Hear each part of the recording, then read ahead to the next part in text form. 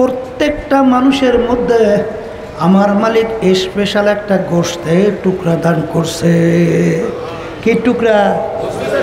আল্লাহ রাসূল সাল্লাল্লাহু আলাইহি ওয়াসাল্লাম বলেন, ওই গোশতের টুকরা যার ভালো হয়ে যায়, এক পর্যায়ে ওই মানুষটা ফেরেশতার চেয়েও সম্মানিত হয়ে যায়। আর এই গোশতের টুকরা খারাপ হতে হতে এক পর্যায়ে ওই মানুষটা কুত্তা শিয়াল শুয়ারের চেয়েও খারাপ হয়ে যায়। আমি বলছি এটা আল্লাহ রাসূল বলছেন। আবার বলেন, আবার বলেন। ওই গোশতের টুকরার নাম হলো কলব। বলেন, মুখস্থ করেন।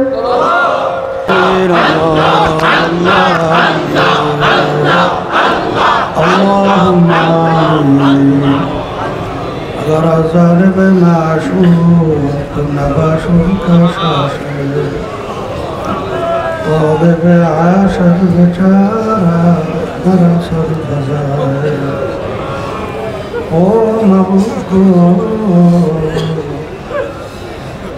এক ফোঁটা পানি দিয়ে বলে আদমকে বানাইয়া এই দুনিয়াতে কয়েকদিন ঘুরাইয়া ফিরাইয়া অন্ধকার কবরে নিয়া যাইয়া এই দুনিয়াতে আর কাহাকেও থাকতে দিবেন না। ভাই বলি বন্ধুরে বলি কেউ তো ভাবিয়া চিন্তা করিয়া দেখিলাম মাওলা, ওই অন্ধকার কবরে আপনি ছাড়া কেহ আপন হবে না। রব্বানা আতিনা ফিদ দুনিয়া হাসানাতাও ওয়া ফিল আখিরাতি হাসানাতাও وقنا عذاب النار رب ارحمهما كما ربياني صغيرا سبحان ربك رب العزة عما يصفون وسلام على المرسلين والحمد لله رب العالمين. السلام عليكم. وعليكم السلام ورحمة الله وبركاته. الحمد لله الحمد لله نحمده ونستعينه ونستغفره ونعوذ بالله من شرور أنفسنا من يهده الله فلا مضل له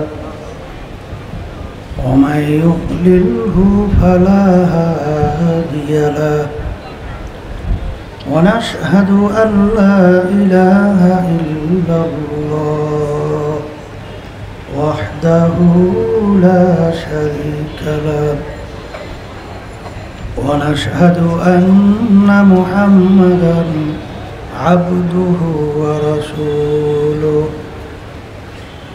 أما بعد فأعوذ بالله من الشيطان الرجيم. بسم الله الرحمن الرحيم. ولقد كرمنا بني آدم. صدق الله العلي العظيم. সবাই দুরূদ শরীফ পড়ি। আল্লাহুম্মা ওয়া হাবিবনা ওয়া মাওলানা মুহাম্মদ সাল্লাল্লাহু আলাইহি ওয়া আলা আলিহি ওয়া আসহাবিহি ওয়া বারাক।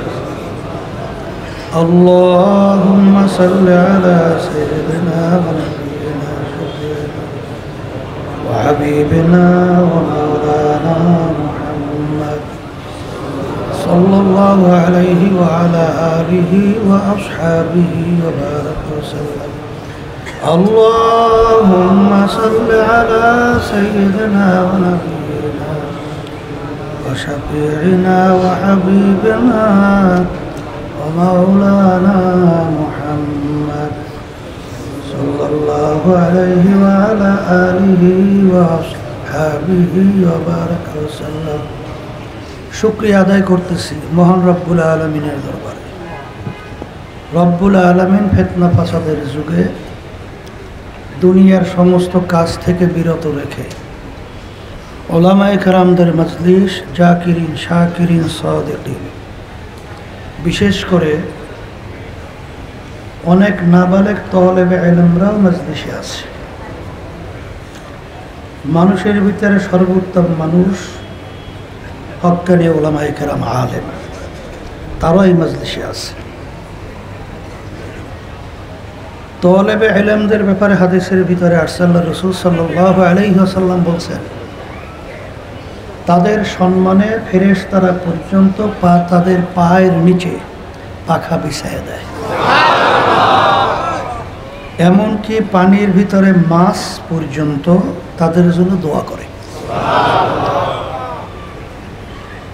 বান্দাকে আল্লাহ রাব্বুল আলামিন মাফ করবেন এরকম কোন আমল বান্দার নাই। আল্লাহ রাব্বুল আলামিন বলবেন, দেখো তো আমার বান্দা কখনোই হক্কানি আলেমদের সঙ্গে এক দস্তারখানে মজলিসে বসছে কিনা। তালাশ করে পাওয়া গেছে, রব্বুল আলামিন জীবনে একবার পাওয়া গেছে হক্কানি আলেমদের সঙ্গে এক দস্তারখানে বসছিল, এক মজলিসে ছিল। আল্লাহ রাব্বুল আলামিন বলে যে ওসিলে আমি ওকে মাফ করে দিলাম। এই মজলিসের মধ্যে আল্লাহ আমাদেরকে আসার তৌফিক দান করছেন। শুকরিয়া বেশি বেশি আদায় করতে হবে। বেশি বেশি শুকরিয়া আদায় করলে আল্লাহ বলছেন তোমাদের উপরে নেয়ামত আরো বাড়াবো। শুকরিয়া আদায় না করলে নেয়ামত তো বাড়ানো হবেই না, বরঞ্চ শক্ত আযাব তোমাদের উপরে চাপাই দেওয়া হবে। অনেকের কানে মাহফিলে দাওয়াত প্রসার পড়েও সবাই আসছে, সুযোগ ছিল আসতে পারতো, আসে নাই। আমার আব্বাজান চরমনের জমিনে ঘুমায় আস। আমার আব্বাজান বলতেন, দিনই মাহফিলে প্রথম থেকে শেষ পর্যন্ত থাইকে বাড়ি বিদায় হয়ে চলে গেলে আমল নামায় কমপক্ষে 50 লক্ষ নেকি এর কম জমা হতেই পারে না।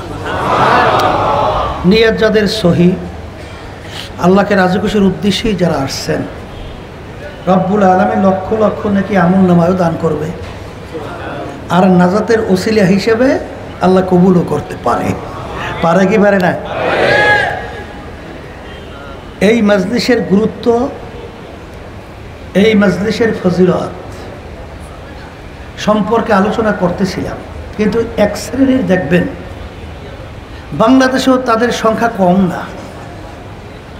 আমাদের এই আলোচনাগুলো শুনলে তারা হাসাহাসি করে, টিটকারি মারে, আবার এক পর্যায়ে এক শ্রেণী আমাদেরকে ধর্মান্ধ বলে, এক কথায় আমাদের জন্যই নাকি নাউজুবিল্লাহ তারা উন্নয়ন লাভ করতে পারে না।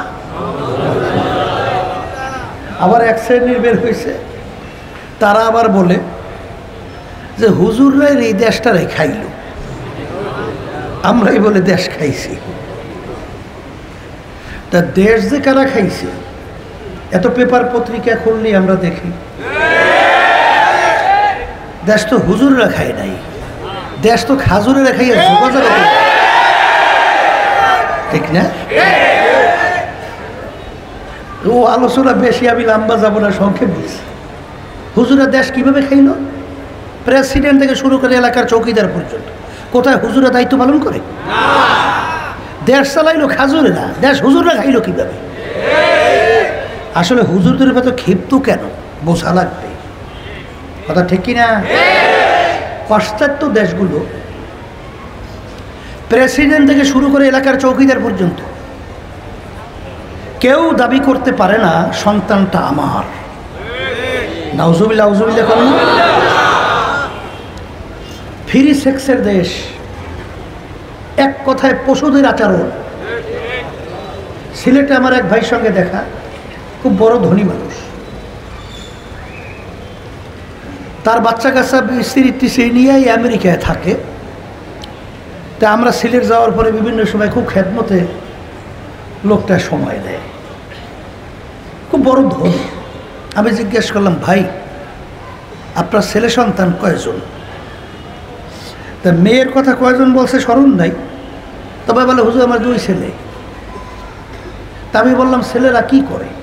বলে হুজুর বলতে পারি না। আমি বললাম মানি? বলে হুজুর সাউন্ড বাড়াইলে তো ওখানে বোঝা যাবে না, ওখানে হরেন থাকা লাগবে তো, নাহলে ওখানে সাউন্ড বসবে কীভাবে? এই পিছনে কোনো ওই জায়গায় শব্দের ব্যবস্থা করতে পারো না? এদিকে শব্দ বাড়াইলে বসবে না, ওদের কোনো হরেন দিতে পারো? দেখ। তা বলতেছে হুজুর ওরা কোথায় আছে, কিভাবে আছে হুজুর আমি বলতে পারি না। মানি আপনার ছেলে বলতে পারেন না? বলে হুজুর ও দেশের নিয়ম হলো ছেলে মেয়ে বড় হওয়ার পরে ওরা যার যার খুশি অনুযায়ী যেদিকে ইচ্ছে সেদিকে চলে যায়। বাপ মা বাধা দেওয়ার কোনো আইন নেই।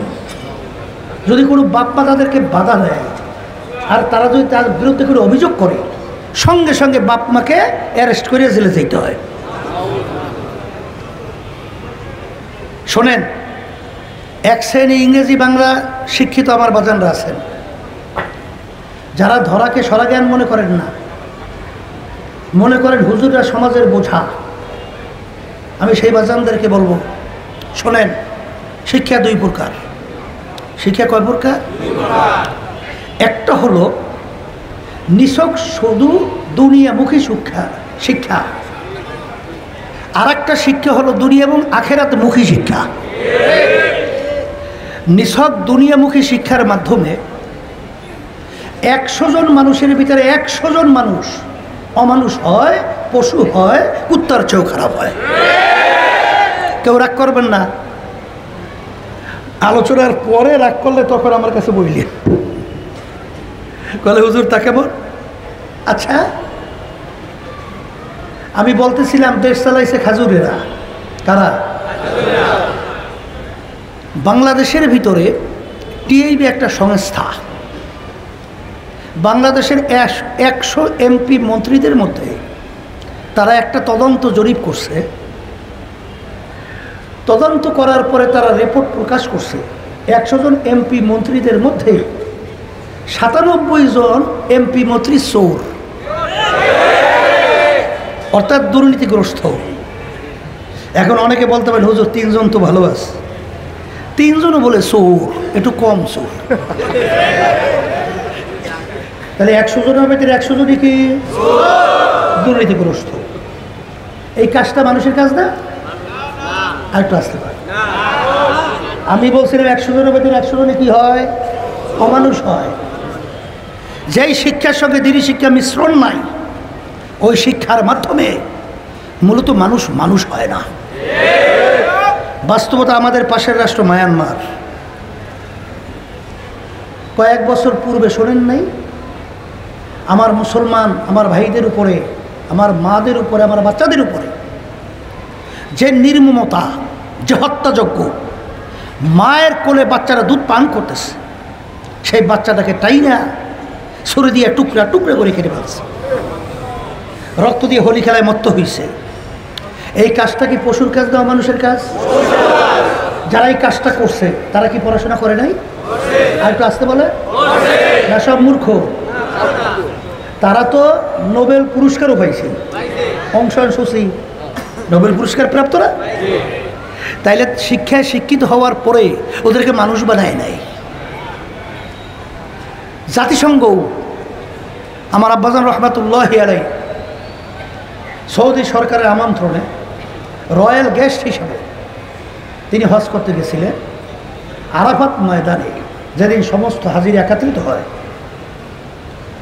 সেদিন আব্বাজান রহমাতুল্লাহি আলাইহি সেদিন ভাষণ দেওয়ার সুযোগ পাইছিল। তখন আব্বাজান বলছেন, হ্যাঁ তামাম দুনিয়ার মুসলমান, আমরা যে জাতিসংঘ দেখছি এটা মূলত জাতিসংঘ নয়, মুসলমান নিধনকারী সংঘ। আমরা সবাই একত্রিত হই, মুসলিম জাতিসংঘ প্রতিষ্ঠিত করি। বাস্তবতা কি আছে না নাই? আজকে ফিলিস্তিনের মুসলমানদের উপরে, আমার বাচ্চাদের উপরে যে হত্যাযজ্ঞ, যে অত্যাচার, যে জুলুম, আজকে জাতিসংঘ সহ মুখরোচক কথা বলে আর আমেরিকা মোরাল দাবি করে তাদেরকে, আমার মুসলমানদেরকে মারার জন্য সহযোগিতা করে। এই মায়ানমার ইস্যু নিয়ে জাতিসংঘে আলোচনা উঠছিল না? সেখানে দেখবেন সিংহবাগ যারা তামাম দুনিয়ার মোড়ল দাবি করে, তারা কিন্তু সেই মায়ানমারের পশুদের পক্ষ অবলম্বন করছিল আর মুসলমানদের বিরুদ্ধে অবস্থান করছিল। কাজটা কি মানুষের কাজ না অমানুষের কাজ? সব মূর্খ না শিক্ষিত? কোন শিখে সব দাওরা হাদিস পাস? সব মুফতি মুফাসসির? তাহলে কোনো পড়াশোনা করে নাই? আসতে বলেন। শোনেন, ওই শিক্ষায় শিক্ষিত হওয়া কোনো দোষ নাই, কিন্তু আমার বাজানদেরকে বলবো, রাগ করবেন না, পর্দারে মা বোনরা যারা শুনছেন, এই দুনিয়ামুখী শিক্ষাটা শুরু হয়েছে মূর্খের থেকে। কি থেকে? রাগ করছেন? আচ্ছা বলেন তো, প্রথমে কি এম এ ক্লাস ছিল? Master degree? এই অনার্স? এই বিসিএস ক্যাডার? তাহলে প্রথম শুরু হয়েছে ক্লাস 1। আচ্ছা বলেন তো, ক্লাস 1-এর আগে কোন ক্লাস আছে? তো একটা ক্লাস মূর্খ ক্লাস। বলেন বলেন। তাহলে ক্লাস 1 শুরু হলো কি থেকে? আচ্ছা, 1 আলায় পড়াইছে কোন আলারে? 2 আলারে। 2 আলায় পড়াইছে 3 আলায়। শুরু হয়েছে মূর্খের থেকে, নিচ থেকে উপরে। কথা ঠিক? আর ইসলামী শিক্ষা, আল্লাহ রাসূল সাল্লাল্লাহু আলাইহি ওয়াসাল্লাম বলেন, আল্লামানি রব্বি ফা আহসানা তালিমিহি। আমাকে আমার মালিক নিজে শিক্ষা দিয়েছে। মানে দ্বীনি শিক্ষার মূল ওস্তাদকে আল্লাহ রাসূল সাল্লাল্লাহু আলাইহি ওয়াসাল্লাম বলেন, এই শিক্ষাটা কত উত্তম শিক্ষা। এই শিক্ষার মাধ্যমেই তো আজকে দুনিয়ার ইতিহাস পড়লে দেখবেন যে মানবতা কাকে বলে। ওমর ফারুক রাদিয়াল্লাহু তাআলা আনহু ওই শিক্ষায় শিক্ষিত হয়ে অর্ধেক দুনিয়ার রাজত্ব করার পরেও জেরুজালেম রওনা করছে। উটের পিঠে আমিরুল মুমিনিন বসা, গোলাম উটের রশি টানতেছে। কিছুক্ষণ পরে আমিরুল মুমিনিন ডাক দিয়ে বলছেন, গোলাম তুমি এখন উটের পিঠে উঠবে, আমি উটের রশি টানব। অর্ধেক দুনিয়ার রাজা পালাক্রমে কতক্ষণ আমির উটের পিঠে, কতক্ষণ গোলাম উটের পিঠে, কতক্ষণ গোলাম উটের রশি টানে, আমির কতক্ষণ উটের পিঠে বসে। জেরুজালেম পৌঁছল। যখন পৌঁছল আল্লাহর কুদরত, তখন রশি টানার পালা পড়ছিল আমিরুল মুমিনিন। লোকজন অভ্যর্থনার জন্য আছে, হুজুরকে কি অভ্যর্থনা জানাবে। যখন উটের কাছে কাছে আমিরকে নামাবার জন্যে, আমির তখন রশি টানা অবস্থায়। গোলাম ডাক দিয়ে বলে, আমি আমির না, আমির উটের রশি টানতেছে। এই হলো শিক্ষা। আজকে রিক্সাওয়ালা বাজানরা তারা মানুষ না? আজকে কয় এই, তারা যদি মানুষ হয় তাদের ব্যাপারে তো আমাদের দায়িত্ব কর্তব্য আছে না? নাই? আছে না নাই? এই জন্য আমি কথা বেশি লম্বা না করে সংক্ষেপ বলবো। দুনিয়ামুখী শিক্ষা, ইংরেজি শেখেন, বাংলা শেখেন, অঙ্ক শেখেন, আরও শেখেন, কোনো সমস্যা নাই। কারণ আল্লাহ রাসূল সাল্লাল্লাহু আলাইহি ওয়াসাল্লাম অন্য ভাষা শেখার ব্যাপারে উদ্বুদ্ধও করছে। কিন্তু আল্লাহ রাসূল সাল্লাল্লাহু আলাইহি ওয়াসাল্লাম বলছেন, তলাবুল ইলমি ফারিজাতুন আলা কুল্লি মুসলিম। প্রত্যেকটা মুসলমান মহিলা পুরুষ তাদের ইলমে দ্বীন শিক্ষা করা ফরজ। কারণ এই ইলমে দ্বীন শিক্ষার মাধ্যমে মানুষ মানুষ হয়। মানুষ কি হয়? মানুষ হয়।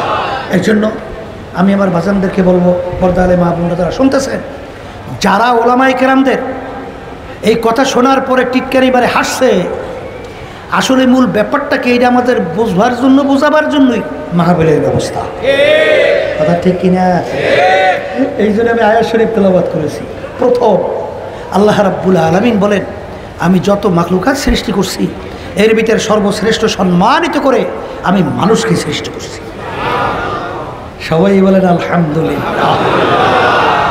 আমরা যারা মানুষ সৃষ্টির সেরা, বলেন খুশি না বাজার? এটা শুনলে তো খুশিই লাগবে। আবার ওই কোরআনুল কারীমের ভিতরে আল্লাহ রাব্বুল আলামিন অন্য আয়াতে বলছেন উলাইকা কাল আনআম বাল হুম আযাল।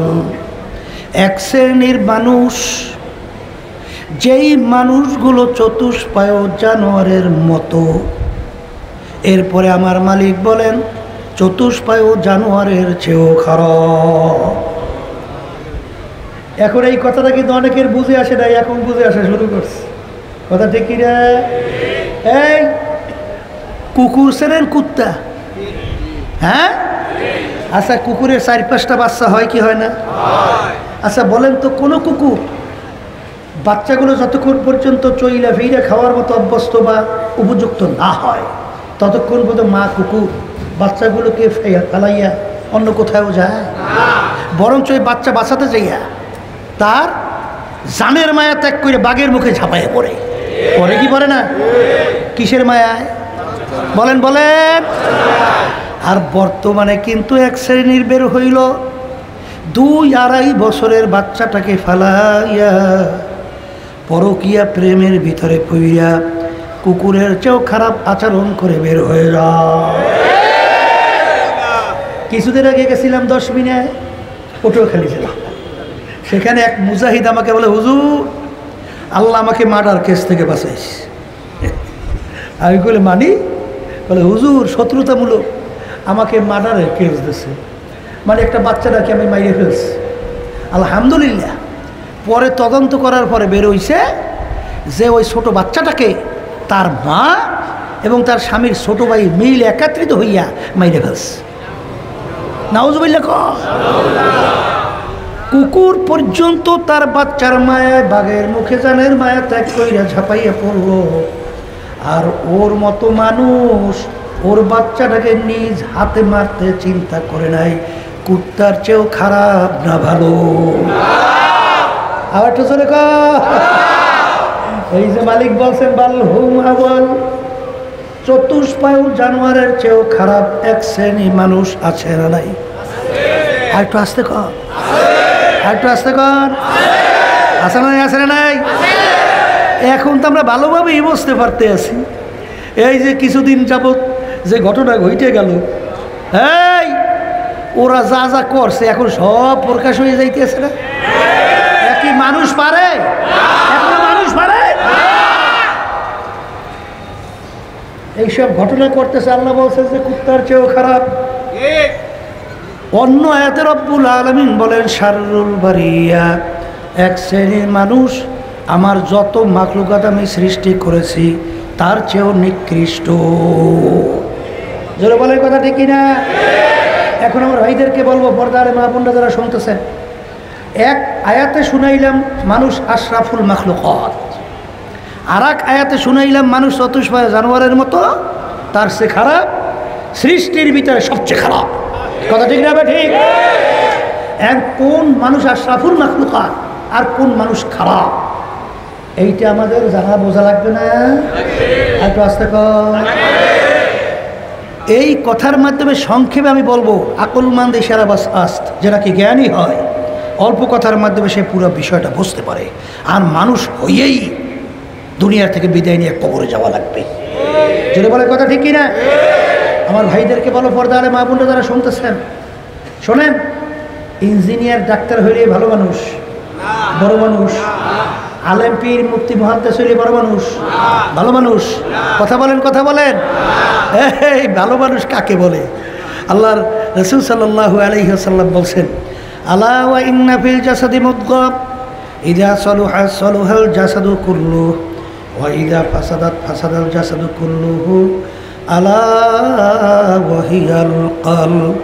আল্লাহ রাসূল সাল্লাল্লাহু আলাইহি ওয়াসাল্লাম বলেন, প্রত্যেকটা মানুষের মধ্যে আমার মালিক স্পেশাল একটা গোশতের টুকরা দান করছে। কি টুকরা? আল্লাহ রাসূল সাল্লাল্লাহু আলাইহি ওয়াসাল্লাম বলেন, ওই গোশতের টুকরা যার ভালো হয়ে যায়, এক পর্যায়ে ওই মানুষটা ফেরেশতার চেয়েও সম্মানিত হয়ে যায়। আর এই গোশতের টুকরা খারাপ হতে হতে এক পর্যায়ে ওই মানুষটা কুত্তা শিয়াল শুয়ারের চেয়েও খারাপ হয়ে যায়। আমি বলছি এটা আল্লাহ রাসূল বলছেন। আবার বলেন, আবার বলেন। ওই গোশতের টুকরার নাম হলো কলব। বলেন, মুখস্থ করেন। আর আমার ভাইদেরকে বলবো, পর্দার আড়ালের মা বোনরা যারা শুনছেন, এই কলবকে ভালো কইরে দুনিয়ার থেকে বিদায় নিয়ে কবরে যাওয়া লাগবে। কারণ বাজান, আমরা এখানে যারা আসছি, যারা মুসলমান দাবি করি, ইমান আনছি, আমরা সবাই তো চাই কিয়ামতের ময়দানে নাজাত পাবো, জাহান্নাম থেকে বাঁচবো, জান্নাতে চিরস্থায়ী শান্তির জায়গায় থাকবো। কি ভুল বলছি না ঠিক বলছি? হ্যাঁ, ভুল বলছি না ঠিক বলছি? এখন বেহেশতের ভিতরে যদি যাইতে হয়, আল্লাহ রাব্বুল আলামিন শর্ত লাগাইছেন, ইল্লা মান আতাল্লাহা বিকলবিন সালিম। পরিষ্কার পরিচ্ছন্ন ভালো কলব ছাড়া আমার পবিত্র জায়গা বেহেশতের ভিতরে হবে না। কে বলছেন? জোরে বলেন, কে বলছেন? তাহলে এখন কলব ভালো করা দরকার আছে না নাই? আবার জোরে বলেন, আছে না নাই? এখন এই কলব আপনার খারাপ না ভালো, কিভাবে ভালো করবেন? এই ভালো করার জন্য চিকিৎসক, পরামর্শদাতা, হক্কানি উলামায়ে কেরাম, হক্কানি পীর বুজুর্গেরা। জোরে বলেন, কথা ঠিক না? আল্লাহ জালালউদ্দিন রুমি রহমাতুল্লাহ আলাইহি নাম শুনছেন? শুনছেন? হ্যাঁ, বিশ্ববিখ্যাত আলেম। তিনি বলছিলেন, খোদ বা খোদ মাওলানা রুমি না শোধ, তা গোলামে শামসুত্তিবিরিজি না শোধ। আমি রুমি ততক্ষণ পর্যন্ত রুমি হতে পারি নাই, যতক্ষণ পর্যন্ত শামসুত্তিবিরিজির সংস্পর্শে এবং তার কি সাগরেদ হইতে পারি নাই, ততক্ষণ পর্যন্ত আমি রুমি হতে পারি নাই। তাহলে বুঝা গেল, গ্রামে একটা কথা আছে না? কি কথা আছে? সৎসঙ্গে স্বর্গবাস, অসৎসঙ্গে স্বর্গবাস। তাইলে সৎসঙ্গে যাওয়া লাগবে না? কলব ভালো করা লাগবে না? এই জোরে বলেন, লাগবে না? লাগবে। আজকে শরীরের গুরুত্ব তো আমরা অনেক দেই, কিন্তু কলবের ব্যাপারে তো অনেকেই আমরা গুরুত্ব দেই না। দেই কিন্তু কলবের গুরুত্ব দেওয়া লাগবে না? কলবের গুরুত্ব যদি না দেই, তাহলে ওই মানুষটা কোনোদিন ভালো হতে পারবে না, কোনোদিন সম্ভব না। যদি কলব ভালো না হয়, তাহলে এই বাংলাদেশের ভিতরে যে ইদানিংকালে যে ঘটনা ঘটছে, কলব খারাপ হওয়ার কারণেই তারা এই ধরনের কাজ করতে পারছে। কলব খারাপ হওয়ার কারণেই আজকে আমার মেহনতি কষ্টে অর্জিত আমার ভাইরা আজকে অর্থ উপার্জন সরকারি ফান্ডে জমা হয়, আর সেই টাকা লুটপাট করে বিদেশে বেগুন পাড়া তৈরি করে। আজকে লক্ষ লক্ষ কোটি কোটি হাজার টাকা বাংলাদেশ থেকে পাচার করে বিদেশে বিভিন্ন চিত্ত বিনোদন সহ সেখানে আমাদের টাকাগুলো পাচার করছে। কথা ঠিক না বেটি? এইটা কিসের কারণে? আবার কোন? এই কলব খারাপ হওয়ার কারণে। আর কলব যদি ভালো হয়, তখন কি হয়? ওমর ফারুক রাদিয়াল্লাহু তাআলা আনহু তিনি এই রাষ্ট্রীয় কাজ করতেছিলেন। এক পর্যায়ে যখন তার সঙ্গী আসছে কথা বলবে, আসতে ওই বাতিরে নিবেই গেছে। কী রে ব্যাপার হজরত, কথা বলবো, মুখ দেখা যায় না, বাতি নিবেইলেন? কলে, শোনো, এই যে বাতিটা জ্বলছে রাষ্ট্রীয় কোষাগারের টাকা। আমি রাষ্ট্রীয় কাজ করতেছিলাম, কিন্তু এখন তোমার সঙ্গে যে আমি কথা বলতেছি, এটা আমাদের ব্যক্তিগত কথাবার্তা। এখন রাষ্ট্রীয় এই আমি টাকা তৈল কেমনে খরচ করি? এই কথাটা কোন জায়গা থেকে আসছে? কলব ভালো হওয়ার কারণে। আর তো আসতে কয়, এই তার যখন কলব খারাপ ছিল, তখন তিনি এই খালি তরবার নিয়া আল্লাহ রাসূল সাল্লাল্লাহু আলাইহি ওয়াসাল্লামকে কতল করার জন্য রওনা করছিল।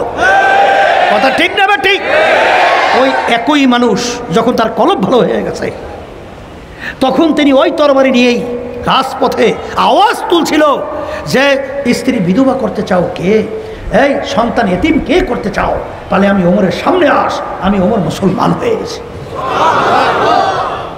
তখন কলব ভালো হয়ে গেছে। চক্ষু পরিবর্তন হয় নাই, হাত পরিবর্তন হয় নাই, চেহারা পরিবর্তন হয় নাই, অন্য অঙ্গ কোনো প্রত্যঙ্গ পরিবর্তন হয় নাই। তার কি পরিবর্তনের মাধ্যমে একটু আগে আল্লাহ রসুলকে কতল করার জন্য গেল, আর একটু পরে সেই আল্লাহ রসুলকে হেফাজতের জন্য নিজের জানকে উৎসাহ করে সামনে রাজপথে নেমে গেছে। কি পরিবর্তন! আবার জোরে খান, কল পরিবর্তন ভালো দরকার আছে না নাই? আবার জোরে খান। এখন ডাক্তার কারা? বলে হক্কানি ওলামায়ে কেরাম, পীর বুজুর্গেরা। বলেন বলেন বলেন। এই আপনার কলব খারাপ না হলে বুঝবেন কেমনে? অনেক আল্লাহর বান্দারা আছে না, নামাজ ভালো লাগে না, আসতে কয় দেয় নাই নাই। অনেক আছে রোজা ভালো লাগে না, আল্লাহ রকম নবীর তরি করে চলতে ভালো লাগে না, আছে আছে আছে। আবার এক শ্রেণী দেখবেন হুশ থাকতে জীবন থাকতে নামাজ ছাড়তে পারে না। এক শ্রেণী দেখবেন হুশ থাকতে জীবন থাকতে রোজা ছাড়তে পারে না, সুন্নাত ছাড়তে পারে না। তাহলে বোঝা গেল একই মানুষ, একজনে ভালো লাগে না আর একজনে খারাপ লাগে, একজনে ভালো লাগে আর একজনে খারাপ লাগে। কারণ কি? আবার আবার ভালো করার দরকার আছে, দরকার আছে। এই যে আমাদের তরিকার নাম শুনেন চিশতিয়া সাবরিয়া, এই তরিকার 5টা ঔষধ আল্লাহর কুতুবে রেখে গেছেন। আমাদের এই তরিকার মুরব্বীর ভিতরে একজন রশিদ আহমদ গাঙ্গুহি রহমতুল্লাহি আলাইহি, কুতুবুল আলম, 1 লক্ষের মতো হাদিস তার শুধু মুখস্থই ছিল। এই এত বড় মুহাদ্দিস, তিনি আমাদের এই তরিকার মুরব্বী। তারা কোরআন এবং হাদিসের ভিতর থেকে এই কলবকে পরিষ্কার করার জন্যে, আশরাফুল মাখলুকাত মানুষ বানাবার জন্যে এই ঔষধ রেখে গেছে। 5টা ঔষধ। এই 1 নম্বর সকাল সন্ধ্যা আল্লাহর জিকির, 2 নম্বর আল্লাহ ওয়ালি কিতাব পড়া, 3 নম্বর সাপ্তাহিক হালকা জায়গার তালিমে থাকা, 4 নম্বর মাসিক ইসলাম কষ্ট সব কিছু থাকা, 5 নম্বর চরমনাদি বছর 2 বার মাহফিল, বিনা ওজরে কামাই না দাও। এটা তো আমরা চরমনাই আল্লাহ আবার এটা নতুন বাড়ি করছি। তা মোটামুটি কথা হলো, যারাই আলহামদুলিল্লাহ এই ঔষধ পালন করছে, আমি চ্যালেঞ্জ দিয়ে বলতে পারি 100 জনের ভিতরে 100 জন আল্লাহর রহমতে দেখবেন যারা আগে নামাজ ভালো লাগতো না, এখন নামাজ ছাড়তে পারে না। চ্যালেঞ্জ। কবরে কিন্তু কোনো দলাদলি নাই আছে। যদি কেউ কবরে যাই বলে আমি সর্বনৈল, একেবারে মাপ মাপ না। আমি ছাড়ছি না জৈনপুর, রাজারবাগ, দেওয়ানবাগ, সুরেশ্বরা, টুসি, চন্দ্রপাড়া, আওয়ামী লীগের লোক। এই যে কইলে হয়তো একটা ধরা কাছে বাসা হইতে পারে। তাহলে বিএনপি ও বড় বংশ, সৈয়দ, কুরাইশ, ইয়া ফাতেমাতু আনকিজি নাফসাকি মিনান নার। আল্লাহ রাসূল সাল্লাল্লাহু আলাইহি ওয়াসাল্লাম বলেন, ফাতেমারে যদি কবরে পরিচয় দাও, আমি আখেরি জামানার নবীর মেয়ে, ফাতেমার এই পরিচয় কবরে কোনো কাজ হবে না। এই কবরের যাত্রীরা, আল্লাহর বান্দারা, পর্দা আলে মা বোনেরা, আল্লাহ রাসূল সাল্লাল্লাহু আলাইহি ওয়াসাল্লাম যদি তার মেয়ের ব্যাপারে কবরে কোনো নাজাতের গ্যারান্টি দিতে না পারে, এমন কোন পীর, এমন কোন দল, এমন কোন দলের নেতা নেত্রী যে আপনাকে আমাকে নাজাত করে জান্নাতের ঘোষণা বেশারাত দিতে পারবে? জোরে কান পারবে? যদি নাই পারে আমার বাজানদেরকে বলবো, পর্দালে মা বোনরা যারা শুনছেন, কবরে কিন্তু প্রশ্ন 3টা। 1 নম্বর মান রব্বুকা, 2 নম্বর ওমা দীনুকা, 3 নম্বর ওমান নাবিয়ুকা। এই 3 প্রশ্নের ভিতরে কিন্তু কোথাও পাওয়া যায় নাই তুমি চরমনাইয়ের কিনা, তুমি অমুকের কিনা, অমুক তমুক সমুখের কিনা, এই পরিচয় কিন্তু কবরে নাই। প্রথম প্রশ্ন মান রব্বুকা, তোমার রব কে? বাজান ভালো কইরা বোঝেন, আমার মালিক তোমাকে আমাকে দুনিয়াতে পাঠাইছেন কেন? লিয়াবলুয়াকুম আইয়ুকুম আহসানু আমালা। পরীক্ষার হলের ভিতরে পরীক্ষার জন্যে স্বাধীনতা আমার মালিক দান করলেন। রুয়াইদা, আমি তোমাদেরকে স্বাধীনতা দান করলাম পরীক্ষা নেওয়ার জন্যে। কারণ হলের ভিতরে ছাত্র ছাত্রী যখন পরীক্ষা দেয় 3 ঘন্টা স্বাধীনতা আছে না নাই? প্রশ্ন দেওয়া হয়, পত্র দেওয়া হয়, 3 ঘন্টা যা মনে করে তা লাগবে, বাধা দেওয়ার কোনো আইন নাই। বাজার ওই সময় যদি কোনো ছাত্র ছাত্রী প্রেম কাহিনী লেখে সময় নষ্ট করলো, গল্প কাহিনী লেখে সময় নষ্ট করে, বাজান কেউ কিন্তু কোনো বাধা দিবে না, কিন্তু যখন ফলাফল বের হবে দেখবে ছাত্র ফেল, ছাত্রী একেবারে 0 আন্ডা পাইয়া ফেল। এখন লজ্জায় ঘরের দরজা বন্ধ কইরা কাঁদে, কিন্তু ওই সুযোগ তো আর ফিরে আসবে না। এই জন্য আমার ভাইদেরকে বলবো, পর্দা আলে মা বোনদেরকে বলবো, আমার মালিক পরীক্ষা নেওয়ার জন্য আপনাকে আমাকে বাজান কি স্বাধীনতা দান করলেন। ও হাদাইনা হুম নাজদাইন, স্বাধীনতা দান কইরা আমার মালিক 2টা রাস্তা তোমাকে আমাকে দেখাইয়া দিলেন। একটা রাস্তা বেহেশত, যার পরিণাম একবার ঢুকলে আর কোনোদিন বের করা হবে না। আর একটা রাস্তা হলো জাহান্নাম, যেখানে আল্লাহু আকবার শাস্তি এমন কষ্ট যেটা বিবরণ দিয়ে কোনোদিন বোঝানো সম্ভব হবে না। বাজান আল্লাহ রাব্বুল আলামিন আহলে সুন্নাত ওয়াল জামাতের আকীদা হলো বাজান যে ওয়ালিল আফআল ইখতিরিয়াতুন, মানুষকে আল্লাহ রাব্বুল আলামিন স্বাধীনতা দান কইরা শক্তি দান করছেন। তুমি যদি ডানের রাস্তায় বেহেশতের রাস্তায় চলতে চাও, আমার মালিক তোমাকে ওই রাস্তায় চলার শক্তি তোমাকে দান করবে। আর যদি কেউ জাহান্নামের রাস্তায় চলতে চাও, আমার মালিক পরীক্ষার হলে বাধা দিবে না, ওই রাস্তায় চলারও শক্তি আমার মালিক দান করবেন। কিন্তু এক কবরের যাত্রীরা মনে রেখো বাজান, দুনিয়ার যে কোনো কাজের ভিতরে 5 বার যদি কেউ ঠগ, আবার ওই কাজের ভিতরে চেষ্টা করলে জিতবার আশা করা যায়। বাজান কেউ ম্যাজিস্ট্রেট কোর্টে যদি ঠইগা যাও, আবার জজ কোর্টের ভিতরে আপিল করলে জিতবার আশা করা যায়।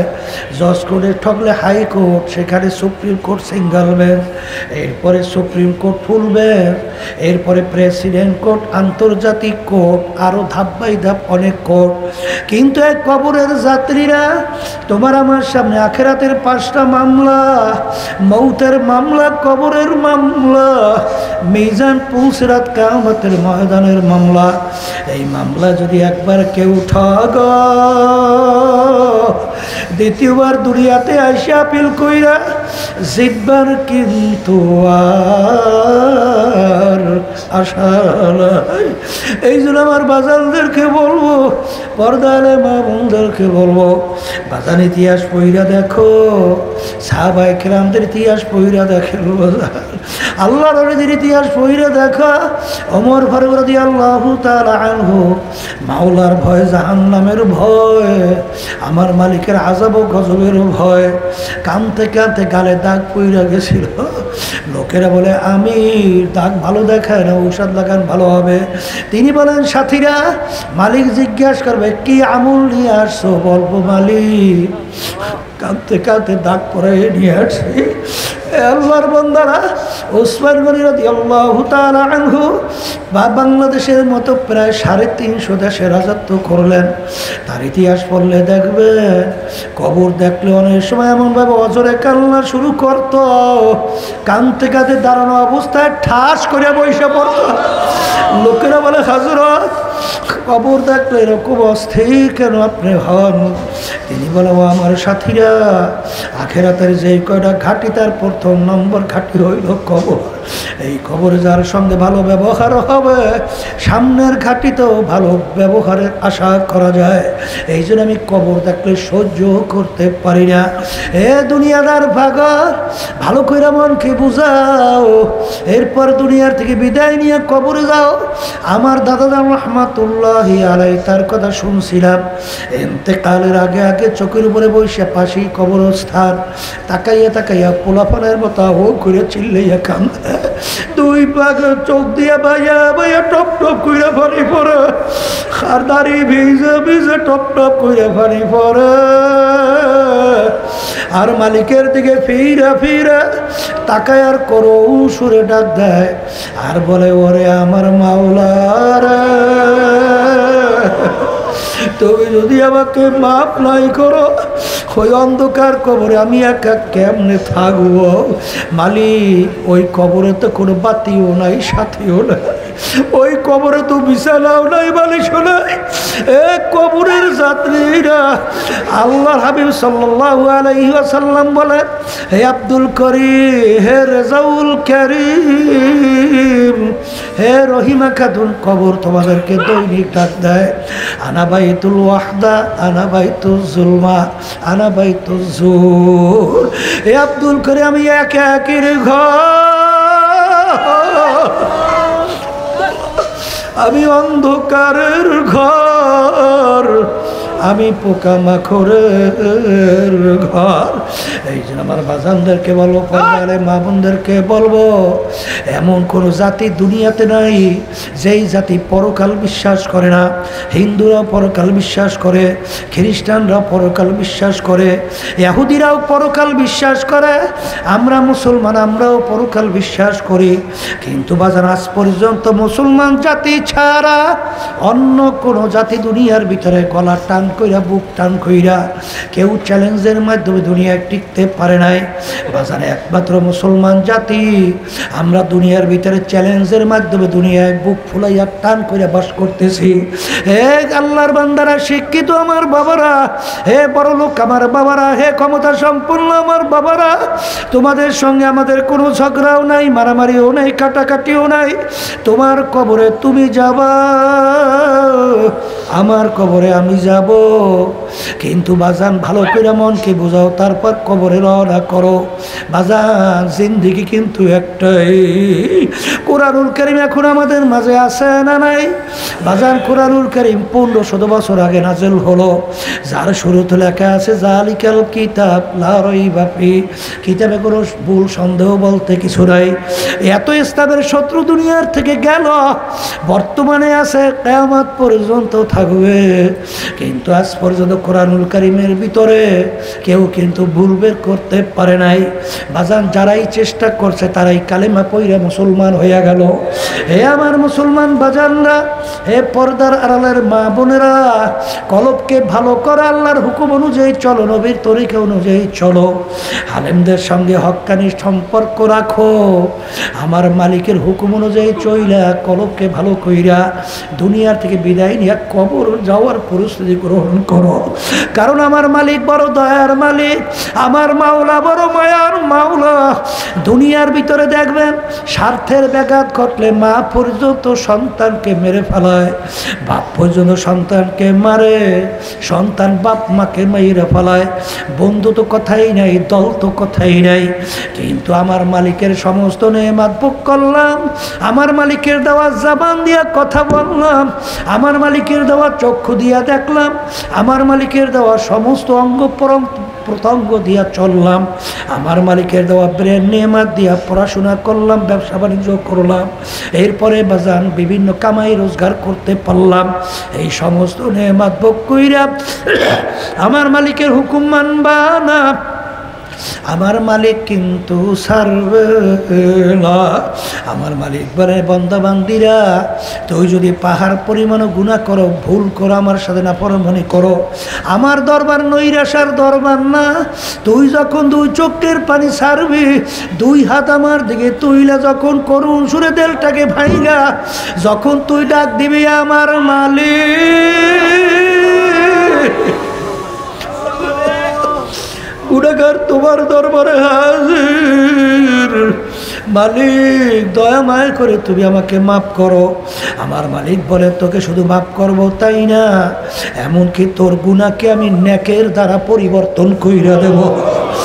দুনিয়াদার পাগল, নামাজের ভিতরে যে কি মজা, রোজার ভিতরে কি মজা, আমার মালিকের জিকিরের মধ্যে কি মজা। একটু এই পথে চলো, না চললে বোঝানো কোনোদিন সম্ভব হবে না। এই জন্য আমার বাজানদেরকে বলবো, পর্দা আলে মা বোনদেরকে বলবো, আমি আপনাদের জন্য দোয়া করি, আমিও দোয়া চাই। কারণ হায়াত মৌতের কোনো কিন্তু নির্ধারিত সময় নাই রে বাজার। এখান থেকে বাড়ি যেতে পারবা এরকম গ্যারান্টি কেউ দিতে পারে নাই, কেউ কোনোদিন পারবে না।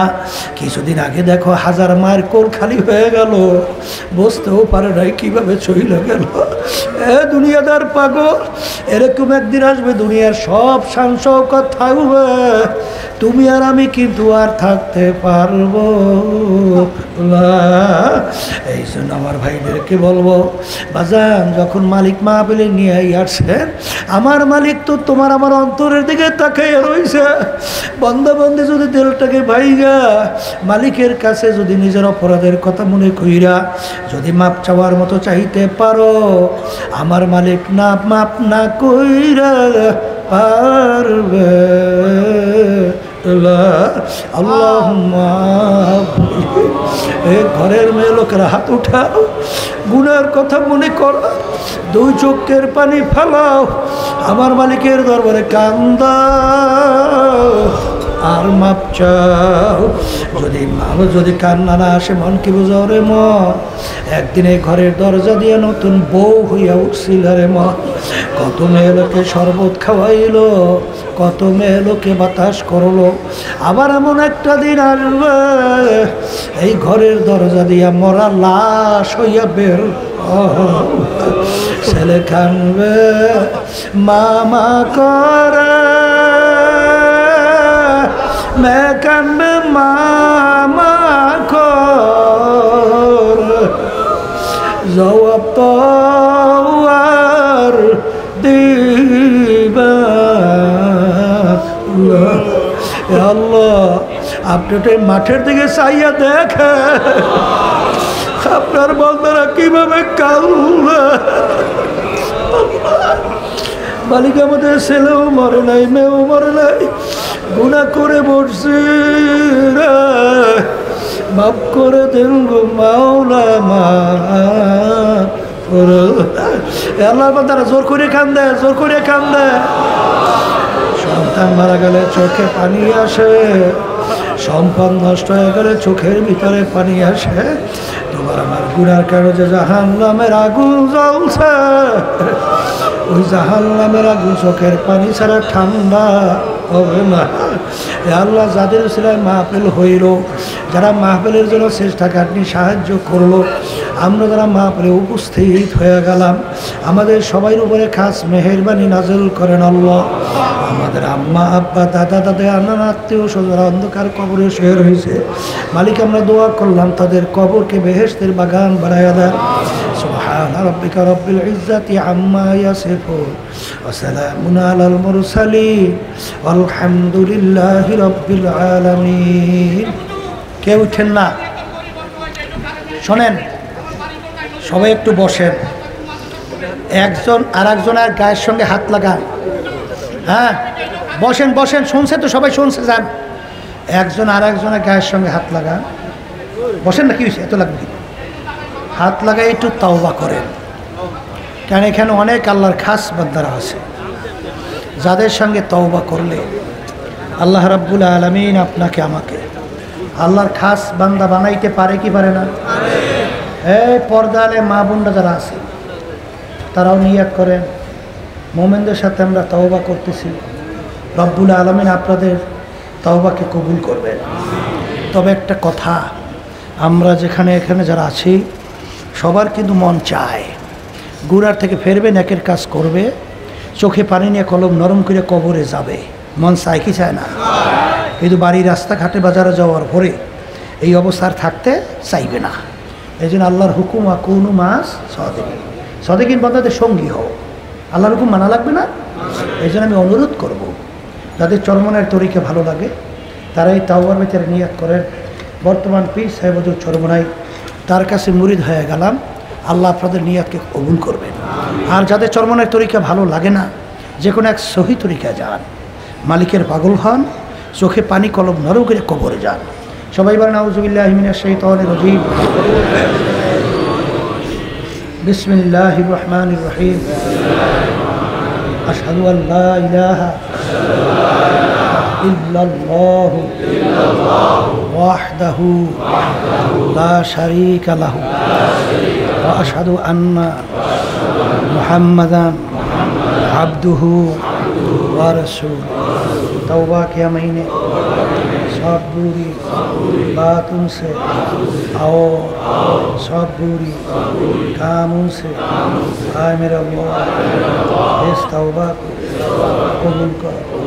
आओ बयात के महीने ऊपर তরিকায় চিশতিয়া, সাবরিয়া, কাদরিয়া, নকশবন্দিয়া, মুজাদ্দাদিয়া উপর হার ফকির সৈয়দ মোহাম্মদ রেজাউল করিমকে খলিফা মরহুম হজরত मौलाना सैयद मोहम्मद फजलुल करीम साहिब के आए मेरा अल्लाह इस तरीक़े की नेमतों मेरे नसीब का और जमात में रसूलुल्लाह सल्लल्लाहु अलैहि वसल्लम के मेरे हशर का आमीन। सुनें बाला